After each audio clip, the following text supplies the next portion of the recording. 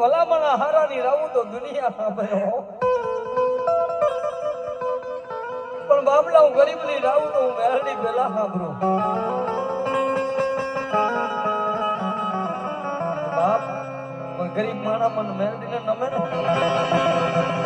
અને ભાગલ ઝૂંપડે હું મેરડી બેઠી હોય ને અને ભલામણા જો કદાચ દુનિયાની માલિકો ભાગલ ને છેતરીને વહી જાવ ને તેથી મને વિરમ ચાવડાની મેરડી ને ખોટ લાગી જાય.